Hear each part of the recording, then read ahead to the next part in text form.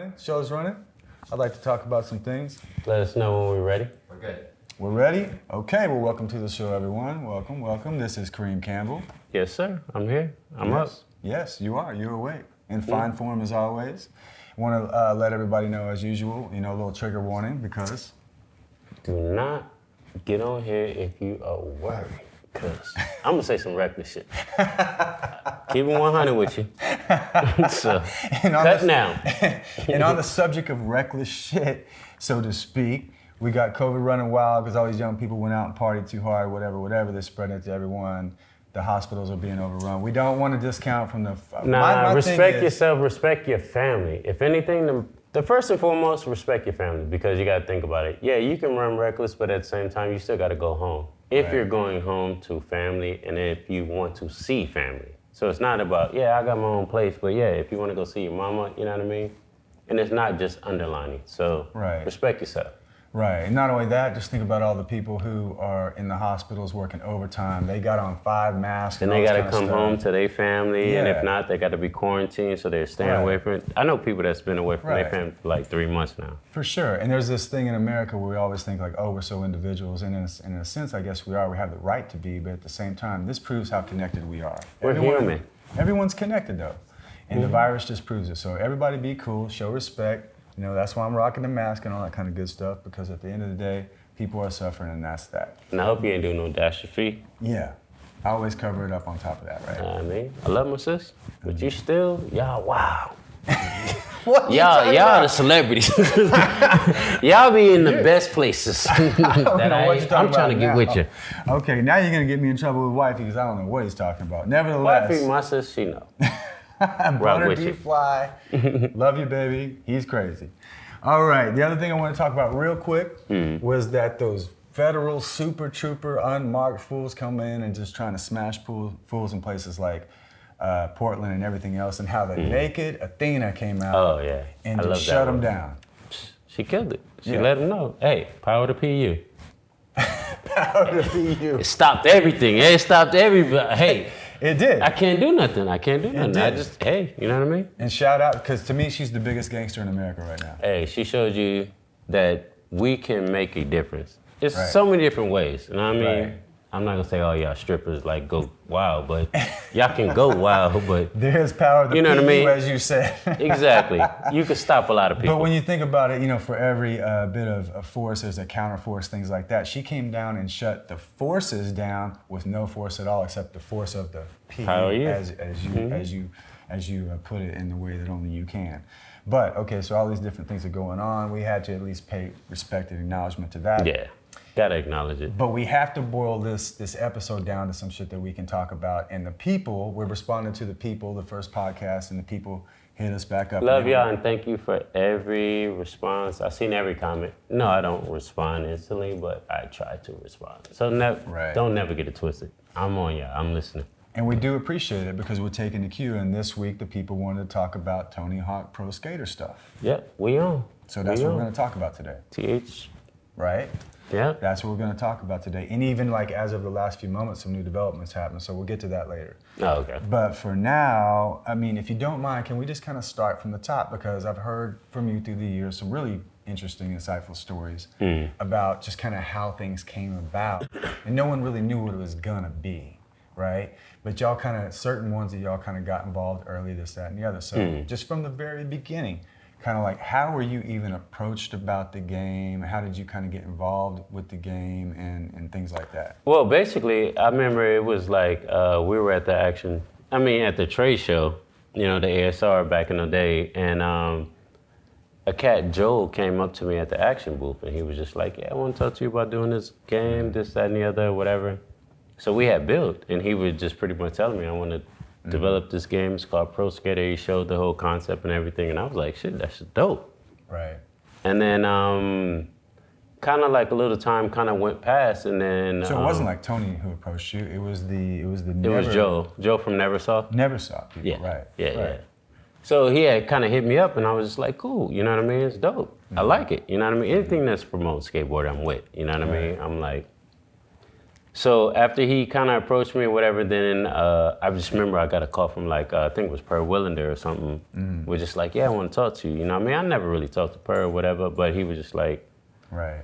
I want to holler at you. So then once he hollered at me or whatever, and he was kind of telling me, he's like, yeah, you know, we're doing the development of the game. And then we want to, you know what I mean, kind of put it out there for, for Tony. Like, Right. you know, because he's a legend. He is a legend. Because he was the closest thing that skateboarding had to like a household name.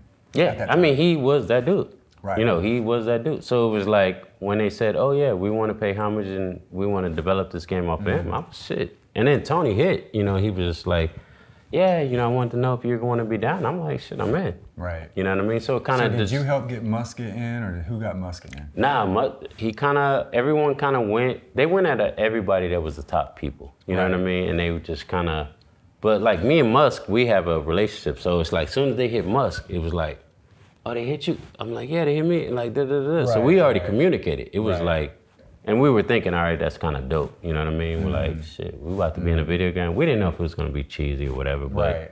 Well, but you helped play a role, because I remember that you said, I remember you lived in the valley up off the 101. Yeah, for one that. And that's kind of close to where Neversoft was. Yeah, it was around the block. So like, but we didn't know that at first. So like, once we started developing the game and they were like, oh yeah, well we need you to do a photo shoot at Neversoft for your character. And I'm like, they sent me the address. It's like off of Ventura Boulevard, Victory. I'm like, that's around the corner from my house, right by Denny's. So I was like, right by Denny's. You know what I mean? In California, like Denny's is like a thing. You know what I mean? Yeah, I mean, you got landmarks. So I'm like looking at it like, okay. So I went over there, and then when I met Joe, Joe was dope. Like, hands down. Love you, Joe, because he was like, he almost kind of reminds you of like a surfer kind of cat, like a beach cat. You know what I mean? Because he knew the vibe. He was just loving. He was just caring. He was just like.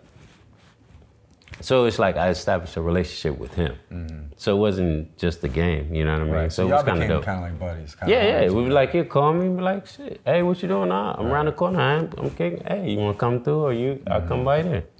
And around that time, Muska was kind of like up more like Santa Barbara and all that for shorties. But yeah, he was going back and forth up to Santa Barbara. And then, so it's like we always kind of built. So me and Musk always had a close relationship. Right. So it was like, I'll go skate, I used to always call him. So it was like once we started doing the game and everything, and when he was coming up to the valley, he'd be like, yo, I'm heading up to the valley, like, let's get up, let's go skate, whatever. And at the same time, we're gonna stop by Neversoft. So I used to meet him over there. So we just kind of like, we used to hang out over there. Just go hang out. Yeah. So there's like game developers right over here. All the homies, you guys don't even ask, you just show up and kind of. Yeah, because it was cats from like London and everywhere else that was coming through that were game developers. You know what I mean? That wrote the coding and everything. So it'd be kind of weird, like you'd be in there and then somebody be like, oh yeah, so what do you think about doing this? We're like, I don't know. We're just communicating. But it wasn't like it was a part of your contract or something you had to do. No. It was just out of love. Just out of the fact of proximity, and I think probably that relationship had to have made the game better, because here they were, they had two expert consultants with guys who didn't know anything about skateboarding, the game developers. Oh yeah. So between the fact that y'all liked each other, it probably made the game a lot better. I mean, we were just making sure like the logos and, oh yeah, you should put this over here, and we're in the warehouse, do this. And you know, we gave 1,000 ideas and just concepts. Some of them probably was way out, but they just kind of like, they just picked your brain, but in the same time, we were just kicking it. You know what I mean? I ain't gonna say that they sit there and said like, okay, interrogation room. Nah, it was just like, shit, we kicking it, you know what I mean? So then let's say it progresses to the point where the game kind of comes out, it's a thing, and once it hit the scene, it kind of became a thing. Like everybody knew about it, people were playing it. It was. When it hit, it was insane. Was it? Kind of bigger than you thought? Oh, it was, yeah, because it was like, I know about games, and I knew about what 720 and all that shit was to me, but it was like, to be in a game, to actually be, you know what I mean, like a character, you're actually now imprinting yourself. I didn't know about that. Right. You know what I mean? I was so used to skating, traveling the world, and living. But did you think the game was just going to be for skaters, or did you realize how big the game was going to be? I thought it was just for skaters. Most of the people who played it was, there's only this many skaters and there's this many people who played the game. So did you start to have a sense of that over time? Like, how was that going? No, that's what I'm saying. It didn't hit me until it was like, I realized I'm going to the Beverly Center or something, and it was just like out of nowhere, somebody's reaching out to me, or if I'm in the Valley or whatever, wherever I'm traveling, it's just like people are coming up to me. They know who I am, and it's tripping me out because I'll be getting high, kicking it, wilding, talking shit. So I don't know if it's an issue or what. You know what I mean? Like, what is this coming to me? You know what I mean? So it was kind of like, it was kind of different. You know what I mean? Right. But then once you kind of there was this thing that was kind of going on, because then that means you guys, the limited number of all-stars that were in the game, were kind of getting sort of a popularity and a notoriety that was beyond, like, obviously everybody in the skate world knows a Gino, they know a Mariano, they know certain names, but those names weren't in the game, right? Yeah. So while they're huge in our world, in the skateboard world, everybody knows y'all for just by one name, all of a sudden Kareem is known as a one name to the whole world. Yeah, and that's what's crazy, because it was like, it was dope though, because at the same time it was like say me and like Musk or whatever, and it's like we used to be the cat that's like, I didn't care, like, I was popular because of my thing was like, if whoever I'm with, they popular too. We all kicking it. Because like if... So the Menace guys or whoever, you're just like... I remember kids that come up to me, they're like, oh, you're in the game. They have no... You can look at them and know they never skated in their life. Right. And they just be like, oh, well, you're my favorite, da-da-da. And they like, can we take a picture? And I'm like, cool. Take a picture. Okay, Billy Valdez or Joey... Come on. Oh, you ain't never met? Oh, yeah, that's another pro. Like, so I've always communicated to let them know. You know what I mean? To let them, it was just, I had an outlet, I spreaded it. Right. So you use your elevated status to elevate everybody that was because it's all in the family, it's all in the industry. It's like, the more you do for the next, you know what I mean? The more you grow. So I remember there's a few scenarios that you talked to me about before, where it's like you and a handful of other household names in skateboarding, like Gino, Mariano, Joey, whoever else that was with you at the time. Who always? Fabian, Billy. Gabriel Rodriguez, God bless the dead. Keenan, Milton, God bless the dead. Everybody. It's like when you came to LA, it was like, it was us. Right. And you guys, when you would get together, y'all would basically like gamble on anything and everything. Oh yeah, there's not one. We gambled on the game. Tony Hawk Pro Skater, we gambled. Right. Like crazy. Right. It was intense. Like I was buying like the little tech books to figure out the cheat codes. Like that's how retarded it used to be, you know what I mean? But we gambled on everything, you know what I mean? Basketball. We go to the Lockwood or Los Feliz, it's like before you go and skate, you playing basketball. You know, you doing your different thing. Yeah, so I y'all were shooting dice, you were playing cards. 24/7. Right. Everything was a bet. So sort of like gamble addicts. No, I was addicted. Yeah, for sure. Yeah. Because I'm gonna be mad. If you took $400 or $500 of me today, I'm coming for your ass. But it was crazy though. Who was good at playing the game? Who was good at playing video games? Gino was good at the hockey shit, the basketball. Keenan was good at it a lot, God bless his dad. Guy was pretty crazy with the Tony Hawk game. It was just kind of different because it's all about if you learn the cheat codes. If not, you really knew the game. I'm about cheating. Shit, fuck it. I'm trying to learn up, down, left. Like, I wouldn't even be looking at the screen. I'd be like, did I do it? But you're sitting here playing the game and gambling on it, having all kind of fun and doing this, that. But at the same time, you're actually in the game, and all these other household names in skateboarding, they're not in the game. You're becoming a household name to the greater public, but y'all are all playing the game together. That's sort of an interesting scenario. Yeah, but we all cherish if we're going out and we're hanging out, whatever, wherever we at, and somebody acknowledge me, I'm bringing everybody in. Because it was like, you might have somebody that don't know nothing about skateboarding. You already know that he doesn't skate. He does nothing about him when he skates, but he knows the game. So he'd be like, oh, I want to take a picture with you. I'm like, okay, cool. I'll grab, God bless that, Keenan or Joey or Fabian or whoever, Billy, Valdez. We would. Right. Like, oh, did you know who this person is? You know, so I gave the same acknowledgement. Because my thing is like, we all, you know what I mean, as one. Well, that's one thing that I love you for, because you're never about keeping people down, so you stay up. You're already up and you're bringing people up with you all the time. And Yeah. that's really one thing that's just personally that I've admired from you quite a bit. And I just try I to make mean, sure but that we always you do. take it in the content that it's like in all reality though, you only as good as your surroundings. So you gotta think about it though, is if you bring up your surrounding, you strong regardless. Even if you fall at that moment, he's there to pick you up. Right. So you always winning. So you know what I mean? A lot of people that's on that individual, they don't really know the truth. Well, I mean, you know, again, first of all, I love you for saying that. I know that you think that way, and that's one reason why we get along so well, because you could easily just be one of these selfish kind of diva type of persons, and you're not. I'm still a diva. You know, when you want to be to a degree. Or is it Devo? Cause Could be a Devo since you're a dude or something. yeah, I'm trying to figure out. We'll figure that shit out. Either but- way, a real fancy, self-righteous motherfucker. We can say that. Yeah, I love myself and I love everybody. Yeah, but you bring everyone along with you, and you realize that you're always connected to everybody.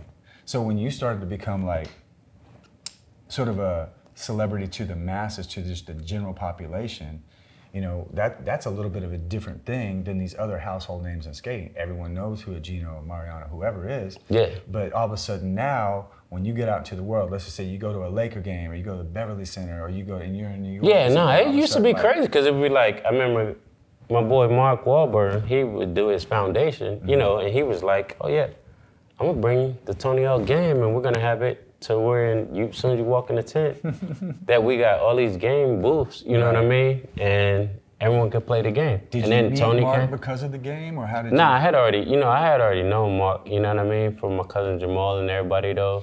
Oh, and he right, was right. just like a From the real music dude. industry, right. Well, no, it was just like really like a family, you know what I mean? Because, you know, I'm a real LA head, you know what I mean? So it was like, I seen everybody, I know everybody. I'm a street head, so I see every element. So it's like, So you had all the were game. at a celebrity event, and they were playing Tony Hawk Pro Skater at the celebrity event. Yeah, And yeah. you were a celebrity of that game. Yeah. So that kind of just jumped you in and sort of made you, you know what I mean? Like, yeah, all of it a was sudden, weird. It was weird because it's like you'll meet different people and all of that, Right. and it's like you didn't really know everybody.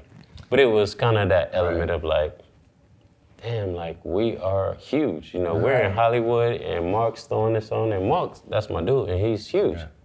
So, So give me an example. Give me a couple people that you would meet on that level, because everyone knows like they've seen like Muska with like Paris Hilton and things like that. You guys all of a sudden started running around. oh with yeah, this like I would crowd. say one real situation I will give all due respect. Like, I remember we went for Fashion Week in New York, you know, and it was like we went to Marc Jacobs event. So we going to Marc Jacobs event though. We're on the in the back, and I was with Yeah. Tyson Beckford. That's my homeboy though. My cousin Jamal. It was a few of us or whatever. Yeah. So we all kicking it. We blazing or whatever before we go into the the red carpet shit. Yeah. So we go, we blaze out, whatever. We go to the event, we watch it, we like, cool. So then we go to the GQ event. And that was a black attire. So we ran to the W, changed up real quick, boom. We go to the GQ event. And when we was at the other event, I was with Denzel Washington. He didn't know who the fuck I was. He looking at me like, this dude with these little crazy ass braids. He looked very hood, like, Yeah. do I need to be with him? You know, he was just like, who the fuck is him? So it was kind of weird, you know what I mean? But it's like, I played my distance too though, you know, in all respect. So then it's like, when we went to the GQ event, you know what I mean? Everybody's cleaned up. Now I'm in suit, blacked out, like, you know what I mean, looking 100. So my PR, Tyson's PR was doing her thing. And then my PR, she was doing her thing. So as she was going through, so as you walk through the red carpet, it was like, you know, they go and tell the photographers in advance, okay, Right. this is Kareem Campbell, pro skateboarder, does this, in the Tony Hawk game, you know what I mean? Right. Get them to know Right. what they need to know to make their notes. So as I'm going through, Tyson goes through and he's just like, you know what I mean? He's kind of getting to the end. So as I'm going through, taking my pictures, you know, I'm being my Hollywood, Yeah. bitch flexing. love me. Yeah, you know what I mean? Flexing. Yeah, I'm killing it, you know what I mean? So at the same time, I'm going through, and as we get closer to the end, the lady, my PR, you know what I mean, Tiaka and them was just sitting there letting them know, and they were just like, this is Kareem Campbell Pro Skateboard, boom, boom, boom. So it's kind of weird. So I do my photo, boom, boom. So TV, he's like, oh yeah, this is my boy, he's the pro skateboarder, you know what I mean? Like, that's my homie. So we like fresh to death, like I'm comfortable. And then it was like Denzel kind of came in like, oh yeah. And I'm just like, damn, okay. Nigga doing all right, you know what I mean? So it was like right after we got done though, Denzel was like, oh, you're the black guy that's in, the skateboard gang, you know what I mean? I was just like, oh wow. Full acknowledgement, you know what I mean? I don't know anyone in the entire world that has ever imagined Denzel Washington sitting there playing Tony Hawk Pro Skateboard. Yeah, I don't know if he played it well, but he acknowledged it. So he was like, because he knew about it from the game. It wasn't like he saw a magazine or anything. He knew it from the game. From the game. So again, it goes to show the relevance of the game and the magnitude of the game. Yeah, making way it a beyond household. what you probably could ever imagine. You wouldn't think that Denzel would be sitting there playing. Nah. I was already looking at him crazy, like, damn, I'm smoking Denzel. He's probably looking at me like an idiot, like. But I'm still gonna do me. I'm like, you know what I mean? Because every man's man, you know what I mean? I do remember one more story that you told me before that I, if you don't mind, I'm gonna ask you about real quick too, because I remember that another Lakers royalty person is Jack Nicholson, and I remember that his grandchildren, I believe, were big fans of the game, and they were fans of you, and they brought him down to your skate shop one time. Yeah, they brought him down to Brooklyn Projects or whatever, and that's how I first met him, you know what I mean, on Melrose, and it was just like, he looked at me like I was fucking bipolar crazy, because he's just like, you know what I mean, like, they hyped on you, they just like, you know what I mean, and at the same time, I was moving fast, you know what I mean, so I'm like trying to get out of there, and at the same time, so it was just like, take pictures with him, like, oh yeah, I saw Jack Nix. I respect him. Like, so I was like, oh yeah. Yeah. So it was kind of, one of those scenarios that was like, okay, that's kind of dope, you know what I mean? Mm-hmm. So then it was like, next thing you know, like, it was a little time after, whatever. Right. It's a spot off of the one that Ashton and them used to have in Robert De Niro, the restaurant. I forgot the name of it, whatever, but I was over there eating, you know what I mean, with Shorty and all of that, and then I just remember eating and Jack Nicholson, he coming up, like. Yeah. So I'm like, I'm down there trying to jump out, push off the chair, like, hey, how you doing? Like, he was like, hey, how you doing? Like, and he's player. I give it to him, he gangster. I give him all the love in the world, that nigga's gangster. And he was just like, how you been doing? You know what I mean? Because he talks slow too, so he's like, and I was like, gives you that creepy, like, how have you been doing? Yeah, and he was just like, oh man, I'm so glad. And he started acknowledging everything about my career and about the game. So he'd been doing and everything. research on you. So yeah, he just went from dealing with his friend. Yeah, knew about He's like, you. yeah, we should hang out sometime. You know what I mean? Right. And he even tapped Shorty on the chin, like, he's a good guy. Like, I was but yeah, Jack but Nicholson said so. Yeah. So I'm in. You know what I mean? So it was kind of like that, and then after that, like, he would reach out to me, and I'm like... So you're getting texts and calls from Jack Nicholson because of the game.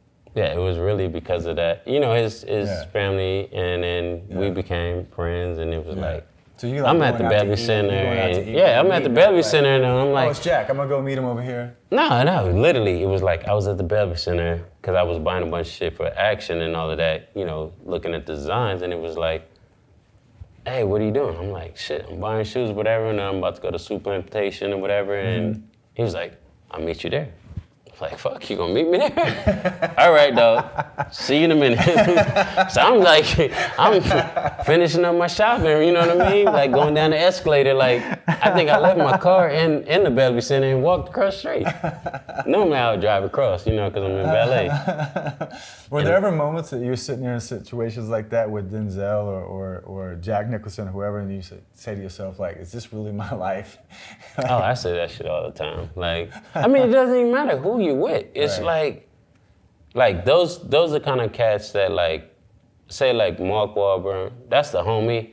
Yeah. But first time I ever met him, I was kind of like, damn, dog, you that dude, you know what I mean? So it's like with Mark or somebody, or like, when I met Jack, you know what I mean? But they're normal, you know what I mean? And it kind of taught me in the same element, is like, always still be yourself, you know what I mean?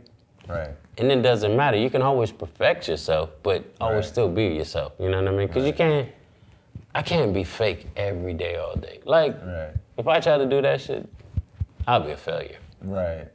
Well, I love that about you, and that's one thing that makes it easy for you to connect with people, and you're always more of a man of the people, you know what I mean? Whenever we do stuff, it's kind of like everyone connects, it's huggy. We all is one. Whatever. Yeah. If you're gonna shoot me, you're gonna shoot a crowd. One thing, but so on that note though too, that's another thing too, is that I always noticed that, especially with working with city stars, I always noticed that there were certain parts of the world, not just America, not just New York, LA, that were just bananas over you and over city stars and shit like that, like Czech Republic and other places. Nah, like I'm saying Europe like when the and city star Japan, thing, yeah, it was blown so far off to where it's like we were killing the industry, and then at the same time the game was out. Yeah. So it was like, it was a combination. I mean, I used to come out the airport and it's like people with signs. And, like in Japan and Europe. yeah, they would just have that shit, and this year just like, no, this can't be real. You know what I mean? You're just like, you know, it's like now I can look back at it as like, I see other people that was doing it, but I didn't have nobody say like, hey, you know something though? When you get off this plane and you go through customs, you're gonna have people holding signs and screaming your name. How do you react? You know what I mean? Right. I don't know. I just got off an 18-hour flight. I'm fucked up. I'm drunk probably. Like, you know what I mean? I'm just, and I seen that and I was just like, but it was weird though. It was like you're seeing older people. You know, I was young at that time, and you got older cats sitting there like. Nice. But that had to be because of the game, right? Yeah, that was literally, because those was because of the game, because they were just like, we heard that the Tony Hawk Pro skater that's from the game, Kareem Campbell's flying into UK. So that's how big the this game was. No one could imagine how big the game was. It wasn't just big in America. It wasn't. It was big all around. Anywhere you went, you guys. I mean, I've seen those it's like doing Muska's running down the, like in Europe, and there's like that's how it was. Japan, and to this day, I know that anything that we would do from a city stars perspective would always be super popular still in those areas like that. And I always kind of wondered why, and I sort of started to realize the game. It was kind of a combination. So international. But it wasn't even that though. The squad was insane, but we were more like the people's choice. Right. So we were like those cats that you know that you can actually touch and feel, and you were like, no, I just seen Joy. I just seen this person. Right. But then at the same time, we were international. So we were traveling, and then it compounded the whole point that like I was owning the company and running it, and it's like, this guy's on a video game. Right. So it was like everywhere we went was just like, you know, it wasn't just like literally always just like getting off the plane. It'd be like, we can go to a skate shop or a store. You know what I mean? Like, yeah, we're about to go and wild out over here at the beach in Orange County. Well, all of a sudden we'll see like 300 people show up. Right. Because they were just like, you know what I mean? Intrigued on different ways. But a lot of it was the game because there was so many people that, you know, you ain't never rode a fucking skateboard in your life. You know what I mean? Right. But I think that's the thing that, for instance, like on the 9 Club the other day, and about how you've done so much for skateboarding, done so much to elevate skateboarding, it was because you would use all those different forms of leverage to not only just glorify yourself, but to glorify your people that are with you, and also bring up skateboarding. So there's no doubt that the game and you and the stuff you and your crew were doing was spreading skateboarding internationally. It had to grow skateboarding internationally. Yeah, I mean, we were touching in different areas. And I would like to say, all due respect, we're gonna shut this down right now. 9 Club, I owe y'all, because in all reality, it's been over a few years that, you know what I mean, that I should have been on it. And I'm like, I'm gassed to want to be on it, because it's something that I want to be on. You know what I mean? But at the same time, I know I'm like everywhere and I'm doing different things. And I want to only give you the best, you know what I mean? Right. So I want to, you know what I mean? I know there's certain stories that we've been holding off on because they've said they want to talk about the Beeper story, or they want to talk about... Oh, yeah. I mean, I pay homage. Because I mean, I do have to give respect. It's like epically later. You know, I could talk about different things that's personally to me that like, I hold that, you know, epically later with Menace.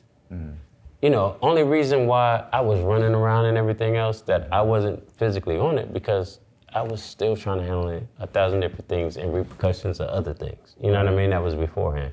Right. So it was like, he'd be like, oh yeah, O'Malley'd be like, oh man, can we get and I'm like, yeah, but give me a minute. You know what I mean? So, but I understand they had to put it out, they had to do what they got to do. Right. Like even like Day One's joint that he did for Adidas. Right.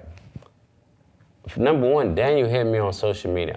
I don't know social media. You know what I mean? Everyone can see. You know, It was funny. I showed you what DMs were just yesterday. Yeah. You were like, but, can we reach this guy or that guy? And I looked at your DMs. I'm like, they've been reaching out to you for years, bro. You have I know, but it's like, unless somebody does it to show me, I really didn't know. You know what I mean?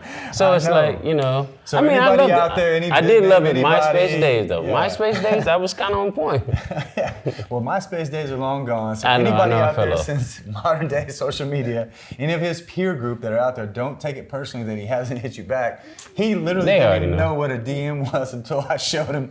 Nah, it's the right corner. I learned it. The right corner. The little thing that looked like the hovercraft. Yeah. So now you might be hearing back from me, so that'll be funny. Including 9 Club, I know that there's certain stories that we have decided we're not going to touch on because you're going to save, because they have actually brought it up before and you want to save it for them and show them. Yeah. I gotta show that love. You know what I mean? Well, one more thing I just wanted to get at was that the international aspect I think that we got into with the game and what you guys were doing and traveling around. And I know that this year we were all, well, not all of us, because I don't think of skateboarding as a sport, but I could definitely see the value of the Olympics in terms of if you care about growing skateboarding, you think skateboarding is a wonderful thing, something like the Olympics can elevate and spread internationally like nothing else. There's no bigger international thing than the Olympics, right? Yeah. So for skateboarding to be in that would have been great. That's why I say it is a sport, because you got to really think about it.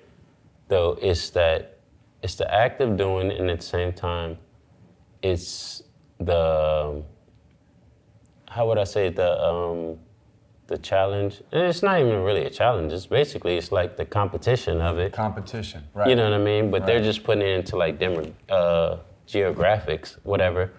But it is a sport because it's something that you do. If yo-yo is a sport, why the hell skateboarding ain't a sport? Well, eating hot dogs is can be turned into a sport as well. Yeah. I mean, it doesn't mean eating hot dogs is a sport, though. You know what I mean? No, but I'm saying, but it's the action that you're doing and everything else that we sell. What do we do that NFL and NBA is not doing?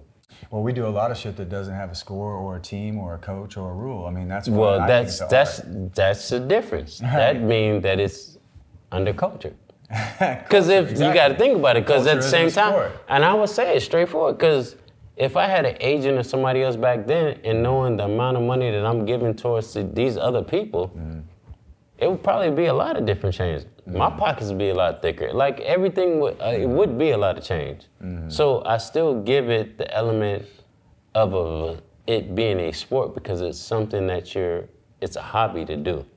And as you guys took everything to the point of competition to the level of even gambling all the time. No, I gambled on kick flips and everything else. Yeah, like, no, without a doubt. We gambled everything. When I say gamble, we got to the point to where we'd be like, we gamble product. It'd be like, but you know I got these one-on-one wheels and you got these girl wheels or whatever. I think that's because skateboarders love risk. So whenever you involve an element of gambling, you've elevated the level of risk. So it's much more fun for us as skaters to do something that's risky. When you kick flipping down 20 stairs, that's fucking a risk too. Exactly. You know what I mean? So when you're doing something normal that isn't that risky, you have to bring in the element of risk, or it's not very fun for us skateboarders because we like to do risky shit. Yeah. So the normal person. But I like money too, though. Well, yeah, there's that too. But on the other hand, you like to take your friends' money. Them? Anybody, I take anybody.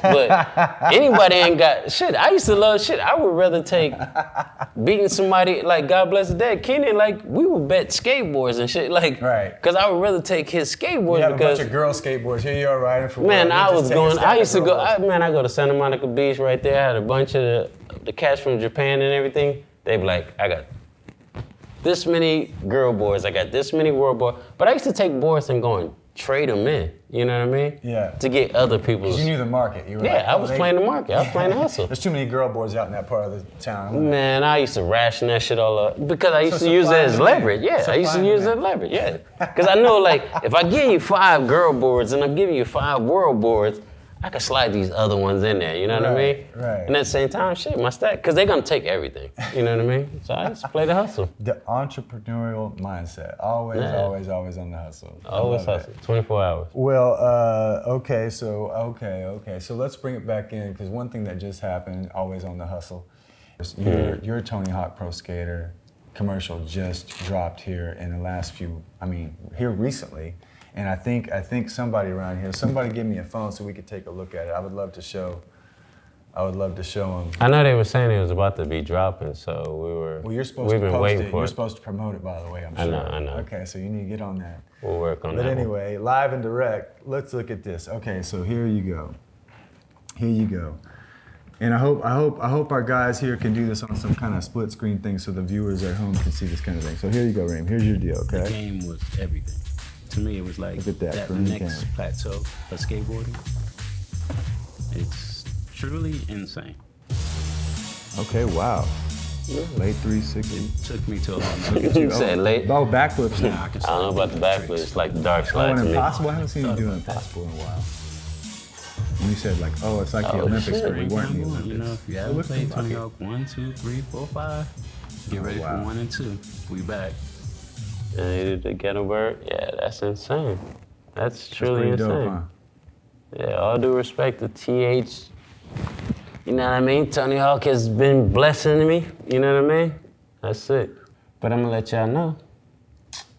I don't do no fucking backflips. Like, what a dumbass shit. Backflips too. All right. I had dark slide last time. I was like, every kid wanted me to fucking dark slide. I'm gonna fuck up your grip tape for that. Yeah, I'm keep my shit like a Rolls Royce. You know what I mean? I'm like, Hey, don't forget to ask everyone to like and subscribe. well, you know, like and subscribe to www.ghetobir. There's 2 T's. Like, Don't spell it out. Ghetto Bird Show. It's too long. All right, well, If you I can't like the spell video, my own just fucking like and show, but ghettobirdshow.com. There you go. Get There's ready nothing for more it. ghetto-y birdie than that. That's being honest. I ain't spelling this I right. don't know if you.